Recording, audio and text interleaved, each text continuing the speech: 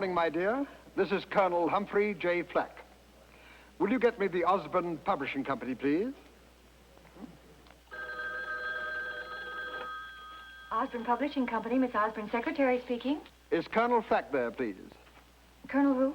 Colonel Humphrey J. Flack, the noted writer and world traveler. He has an appointment with Miss Osborne at 11 o'clock. Colonel Flack, an appointment at 11. Are you sure? Oh, I'm quite certain. The Colonel told me about it before he left my country place this morning. Well, I don't... Would you do me a favor? When the Colonel comes in, would you have him call Mr. Baruch? It's quite urgent. Which Mr. Baruch? My dear young lady, is there more than one?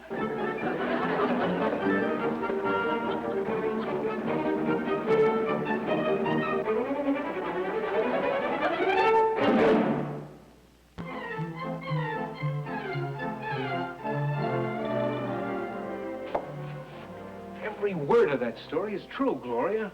This so-called Countess Tedesca is a Madame Bluebeard. Bob, I believe you. But the fact remains that the Countess is suing you, me, the Osborne Publishing Company, and International Magazine for $250,000 for libel. I think she's bluffing.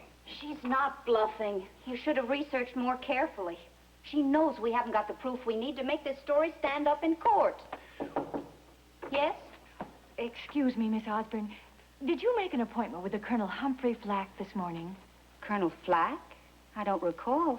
Mr. Baruch just phoned, and he said that Colonel Flack, writer and world traveler, had an appointment with you this morning, and he wants the Colonel to phone him as soon as he comes in. Mr. Baruch? Who is this Colonel Flack? I don't know, but he must be someone of importance.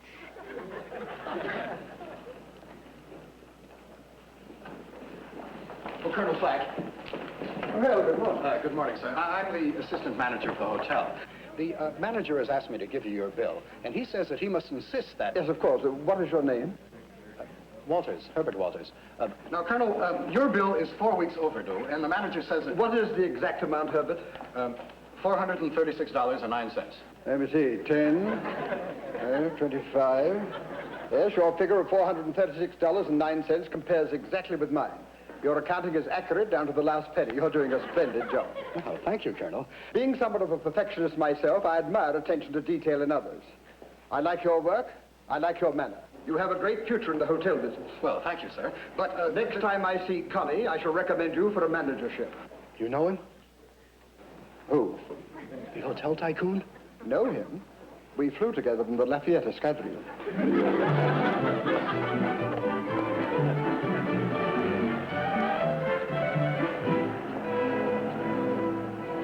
Car for hire? Yes, sir. It's an unusual means of public conveyance, wouldn't you say? If you're talking about this fancy old chariot, it pays off. So does this uniform. Makes people feel rich. They tip better. Where to, sir? The Osborne Publishing Company, with all possible speed. Right.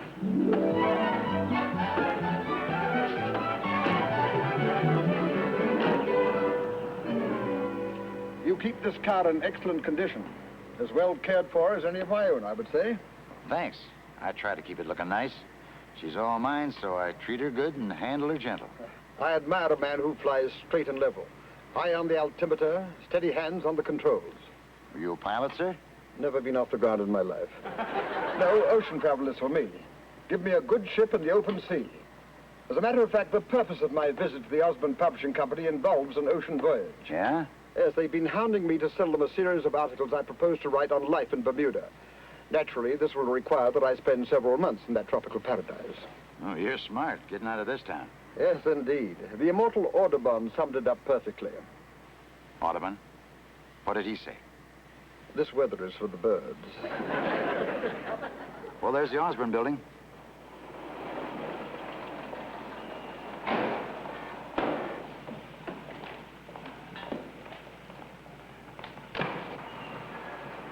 Well, here we are, Mr. Colonel Humphrey J. Flack. Well, Garvey's my name. It's a pleasure, Garvey. That'll be $1.60, Colonel. Oh, yes, of course. $1.60. Oh, I forgot. I wanted to stop at the bank and cash a check. Here, take this up to the Osborne Publishing Company and wait for me there. But, Colonel, the meter's running. It's going to cost you. Well, it's only money. Tell the secretary to inform Miss Osborne that I'll be up in a few moments. Well, run along. I hate to keep people waiting.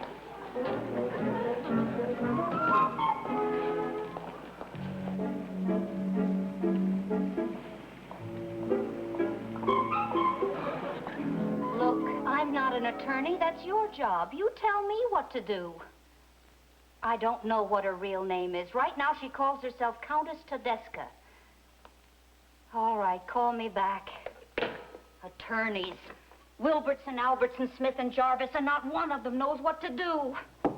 Miss Osborne, Colonel Flack is on his way up. His chauffeur is out here now. His chauffeur? Thank you, Garvey. Colonel, the cab fare. You must owe me at least $3.80 by now. Relax, you're making money. Besides, I may need you to drive me to the ship. Here, read a magazine.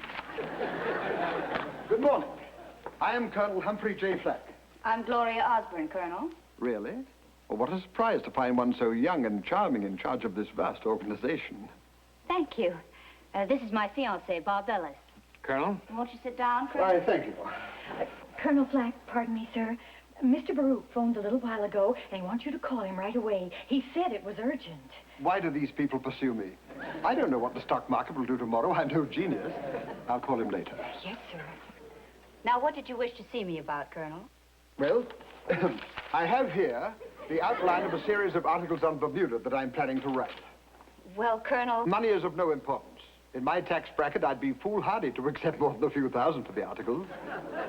The project sounds interesting. I was sure that you'd like it. I'm prepared to leave for Bermuda immediately. Of course, a slight advance of perhaps 1,000 might be in order. But I can't do a thing right now. You can't? No. The truth is, Colonel, the Osborne Publishing Company and International Magazine are in trouble. Oh, I'm sorry. What? We're about to be sued for libel for $250,000. Libel. $250,000. Oh, you have my deepest sympathy. How did it happen? Bob wrote an article for the magazine about a woman we call Madame Bluebeard. This woman made a business of murdering bachelors, wealthy bachelors. She'd win their friendship and somehow managed to get herself named beneficiary in their wills, and then... No.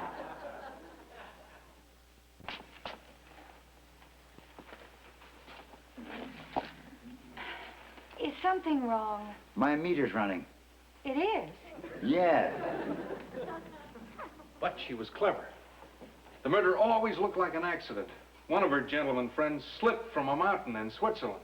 And another one just happened to fall from a penthouse in Paris. This Madame Bluebeard lures her friends to high places and then gets a little pushy. Exactly. We know that's what happened, but we haven't got the proof. And her lawsuit could force us out of business. But she covered her trail perfectly. Used a different name in every country. Now she's turned up here as Countess Tedesca. Well, is it possible you may have confused this woman with someone else? A case of mistaken identity, perhaps? Not a chance. This is the right one. Miss Osborne, the Countess is here. Tell her Miss Osborne can't see her. She's in a meeting. That won't do any good. My dear, I think that I might be able to assist you. Through my many friends at Scotland Yard, I've gained considerable knowledge of cases of this sort. Do you think you could help, Colonel? I think I may be able to avert the lawsuit. If you could, I'd pay you anything. Oh, no. Please don't mention money. But we can't let you do it for nothing. Oh, no, it would only complicate my income tax. Well, Colonel, if you really don't want any money... Since you insist, I'll accept. But only $2,500. More than that would be disastrous to me. Forgive me for intruding, Miss Osborne, but I have an appointment with my attorney, and I felt I should talk to you first. All right, Countess. Won't you sit down? You're very young to be head of such a large firm. The mistake you made in printing the article about me is regrettable, and I don't want to hurt you or your company if it can be avoided. Get to the point, Countess. What do you want? A fair settlement now, and I'll instruct my attorneys to withdraw the libel suit. 100,000. Why don't you drop this phony act? Countess Tedesca, alias Lady Kilgore, alias Cynthia Claiborne, alias Baroness von Decker. Mr. Ellis, as I've told you before, you've mistaken me for someone else.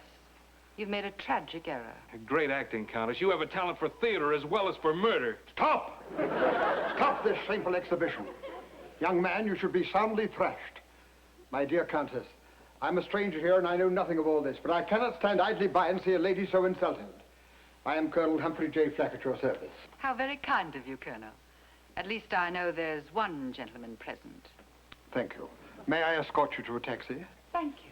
Obviously, you'll get no satisfaction here. May I?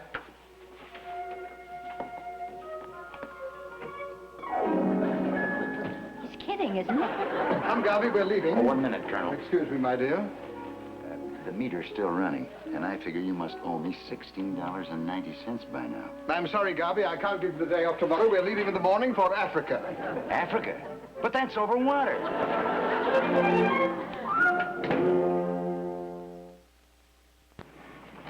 My dear Countess, I'm a poor, lonely, rich man. I hope that you won't consider me impetuous, but I would very much like to see you again.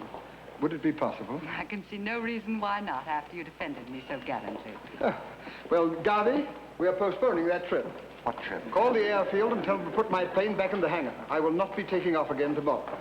And now, Countess, I wonder, would you bring a little sunshine into my life this evening by dining with me at my hotel? I would love to, Colonel. You would? At the Beverly Waldorf tonight at 8? Tonight at 8. Thank you. May I? Thank you.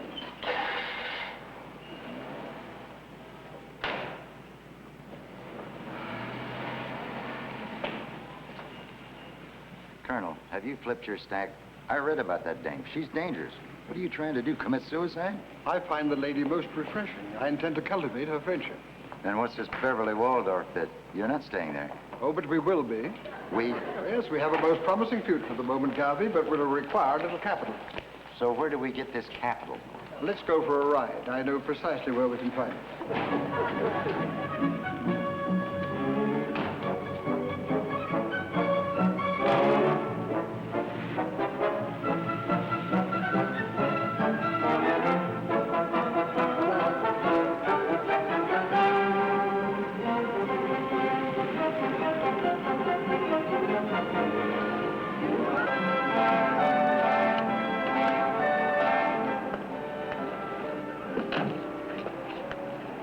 Well, Garvey, here we find the pot of gold.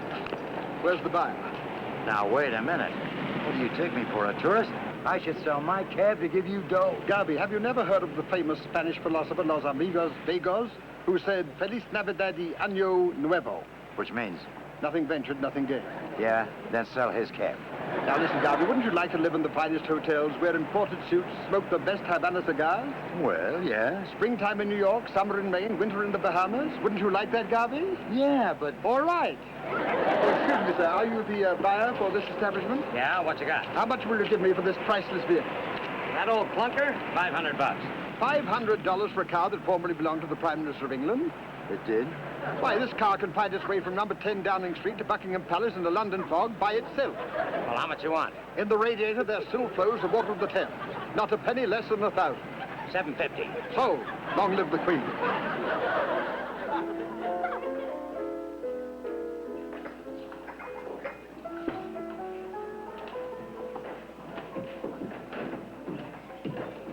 And what did little Miss Osborne have to say?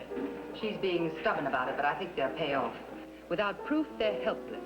They know it'd be too dangerous to let the case go to court. It could also be dangerous for us. Don't be foolish. I've always planned everything very carefully. There are no loopholes. And Freddie, I think we're in luck again. I met another gentleman today, a Colonel Humphrey J. Flack. With money? Of course. I'll know more about him tonight. I'm meeting him for dinner at his hotel. And it's the Beverly Waldorf.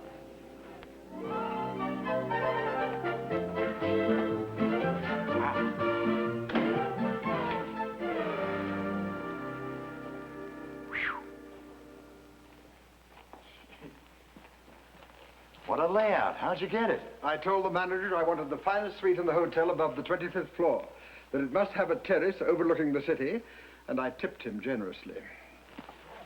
Quite a view, isn't it, Garvey?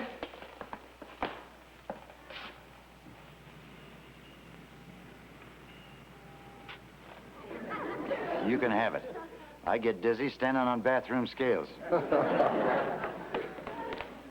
But I just don't get it. What are we doing? Why are we here? It'll all become clear to you in due time. Yeah, but this must be costing a fortune. And it's the dough from my cab we're living on, my hard-earned dough. Have patience, Garvey. It'll all come back to you like bread upon the waters. This is Colonel Flack. Would you send a messenger up right away, please? Read a list of the ships due to dock tonight. What do you want to know about ships for? Read. The New Amsterdam passenger vessel due at Pier 11, 6 o'clock. SS Klondike Freighter, Laurel Wharf, 7:15. The Marabou, private yacht. The Marabou? That's a likely-sounding vessel. Due at the Hudson Marine at 8:15 tonight. Now, why do you... Come in. You called for a messenger? Yes, I want you to ask the hotel's chief telephone operator to contact the Hudson Marina. Yes, sir. I wish to be informed the moment the yacht Marabou arrives. Yes, sir. I understand that she had a very miserable crossing from Le Havre. That's in France. Fortunately, we both came ahead by plane. Yes, sir. I'll let you know as soon as she docks. Yes, I will be dining in the Gold Room. You can find me there. Thank you. Thank you. The way you're throwing this dough around, you're killing me. Oh, it's a mere bagatelle. Garvey, after the Countess and I sit down to dinner, there's something I want you to do.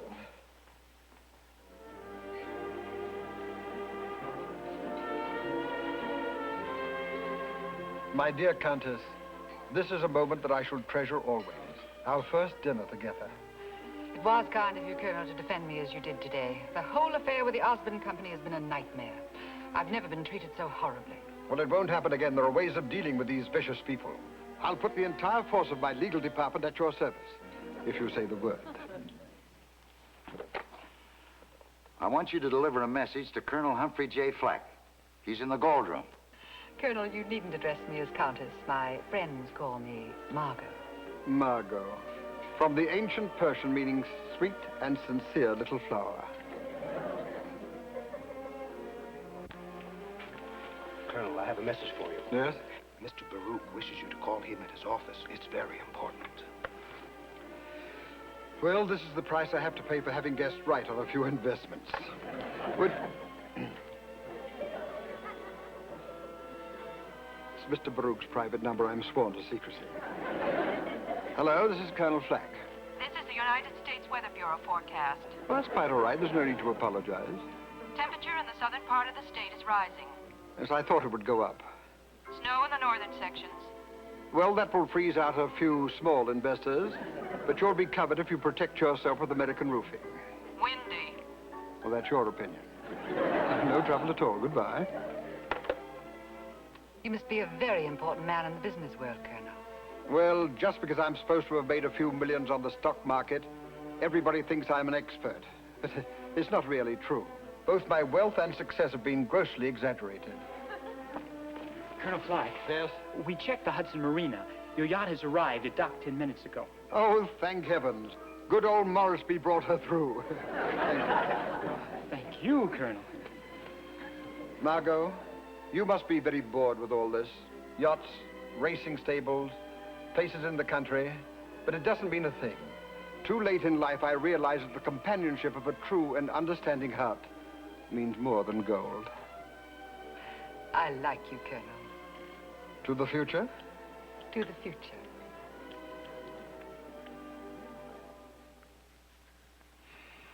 It's too quiet. I don't like it. Nearly a week now, and not a word from the Countess or her attorneys.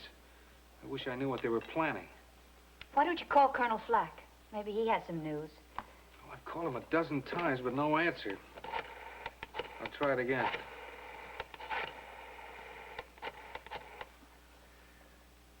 Colonel Flack, please. He's in 2501.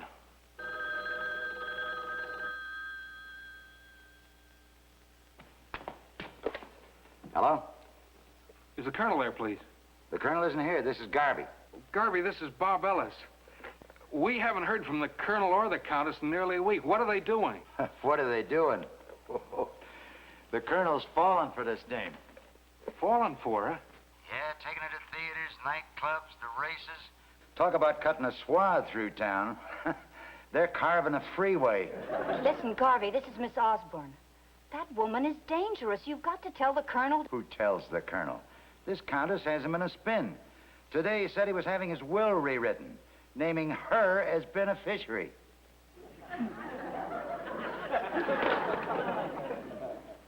how lovely you are. Let me look at you. This is a picture I want to remember always. Remember? Tomorrow morning, I shall be aboard my plane eastbound across the Atlantic. You're not planning to leave, are you? I'm afraid I must. I may never see you again. My dear Margot, I want to leave you something to remember me by. I have redrawn my will, naming you my beneficiary. Your will? No, Colonel, you mustn't.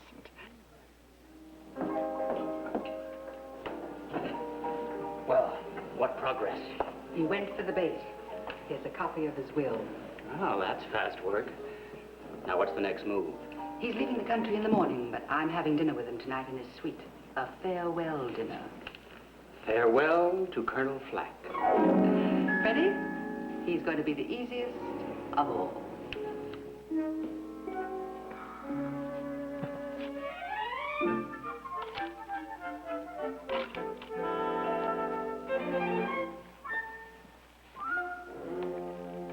We're going to eat outside tonight? Margot is joining me for dinner on the terrace. Colonel, my nerves aren't going to stand much more of this. That phony countess has already knocked off 3 guys, and you're just fixing it so we can be number 4 and 5. Oh, Garvey, you're letting your imagination run away with you. Are you afraid of poor, harmless little Margot? Poor, harmless little Margot. She's a tiger. By the way, Garvey, I bought you a new suit today. Since you're no longer driving a cab, you can get rid of that chauffeur's outfit, huh? Hey, a tuxedo. Just like yours. Excellent fabric. Try it on. No. I think it'll look much better if you put it on over the one you're wearing. Over the old one? Oh, yes, the latest thing wearing 2 suits. It's the new prosperous look.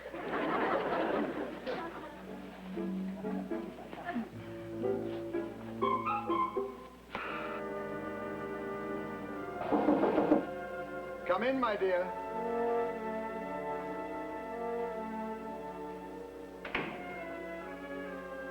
The city is so beautiful tonight, I'm standing out here alone on the terrace, dreaming. Won't you join me out here for a moment and dream with me? I'm coming. I'm trying to forget that tomorrow I must leave. We must think only of tonight. If only we could fly out over the city together. I have even a better idea. Try it alone. I'm sorry, my dear, that I had to take the picture so quickly. I doubt if it'll do you justice. But after all, one cannot always present one's best profile when attempting murder. Madam Bluebeard? Colonel. Can I let go now?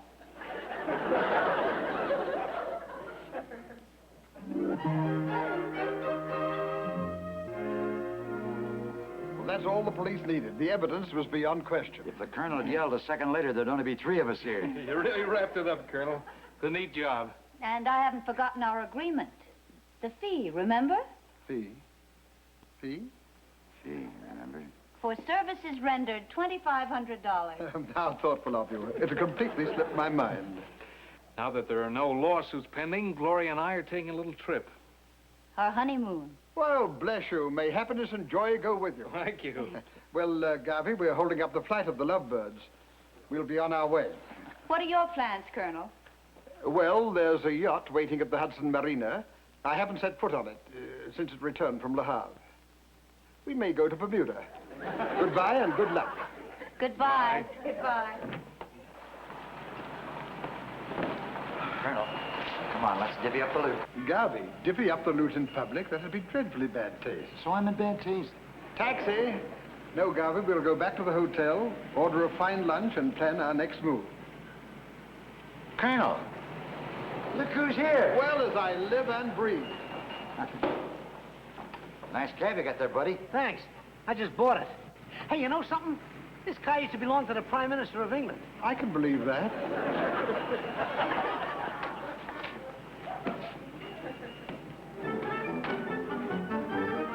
Well, Garvey, how does it feel to ride on the back of the car?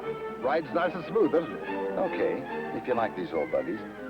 Well, Garvey, from now on, we're going to stay in the best hotels, wear the finest suits. And smoke the best Havana cigars? Yes, as the great French philosopher says, malgré testament. Which means? Imported.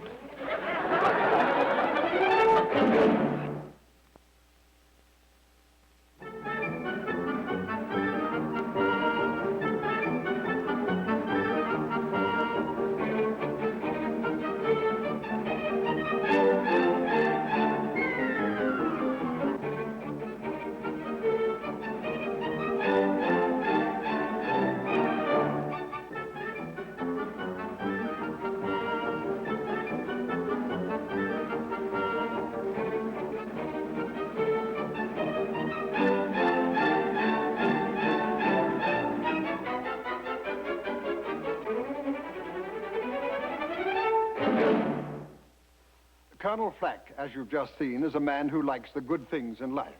And he manages to get them even without the necessary funds. Well, I like good things too, Colonel. Why, naturally. And Garvey and I would like to help convince the American public about the good things you offer through your products. You mean we would do commercials, Colonel? If it would help.